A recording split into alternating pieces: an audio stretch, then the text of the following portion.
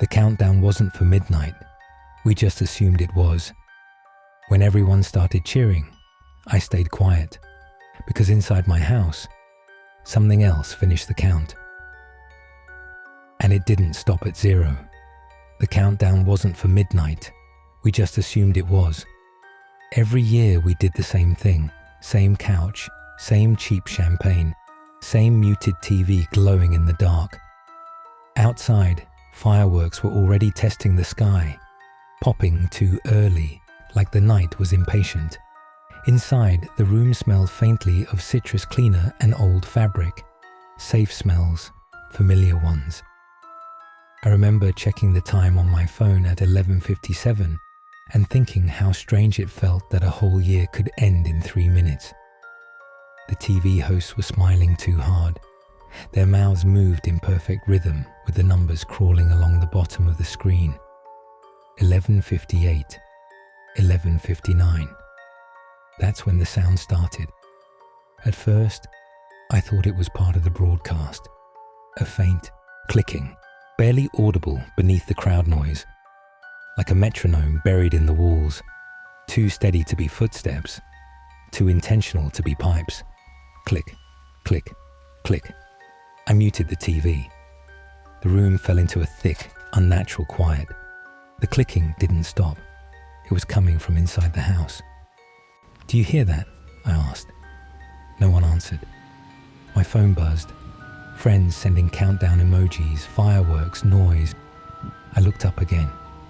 The others were still staring at the TV, even though it was muted now, smiling, waiting.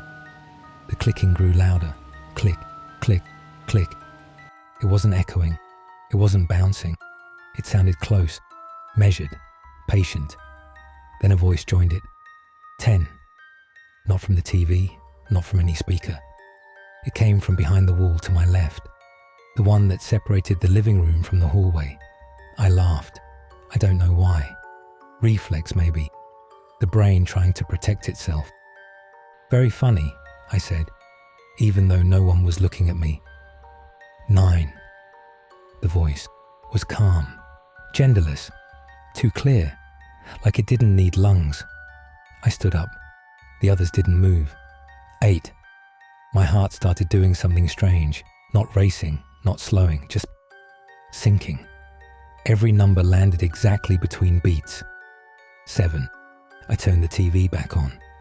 The hosts were counting too now, their mouths wide, arms raised. But they were out of sync. The TV said 7. The voice behind the wall said 6. I backed toward the hallway. 5. The lights flickered once, just a blink, long enough for the room to feel different when they came back on. Smaller, closer. 4. The others finally reacted, laughing, cheering, raising glasses. But none of them looked at me. 3. The clicking stopped. 2. I reached the hallway entrance. The air there felt colder, heavier, like stepping into a shadow that didn't belong to anything. 1. The TV erupted. Cheers, fireworks, music. The house stayed silent. No 0, no celebration. Just breathing. Not mine. It came from the hallway.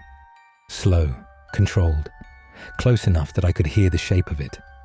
"Happy New Year," the voice said softly. The lights went out, not flickered, out, total darkness. Someone screamed. I think it was me. Then the lights came back on. Nothing had moved. The couch, the glasses, the TV host still celebrating a year that had already passed. Except there was someone standing at the end of the hallway. It looked like me, not a perfect copy. Something was wrong in subtle ways. The shoulders too still, the head tilted just a degree too far, the eyes reflecting light differently, like glass instead of wet. No one else noticed. They were hugging now, laughing, toasting. I tried to speak. My mouth opened, but no sound came out. The thing in the hallway smiled and stepped forward. The house didn't creak. The floor didn't protest. It moved like the space was making room for it. I finally found my voice. Stop. It stopped, tilted its head. Then it spoke. Your turn, it said. My phone buzzed again.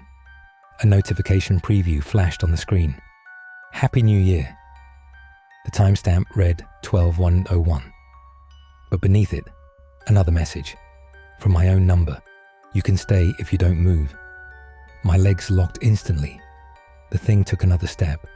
I understood then. Not all at once, but piece by piece, like a puzzle assembling itself behind my eyes. The countdown wasn't a celebration. It was a handoff.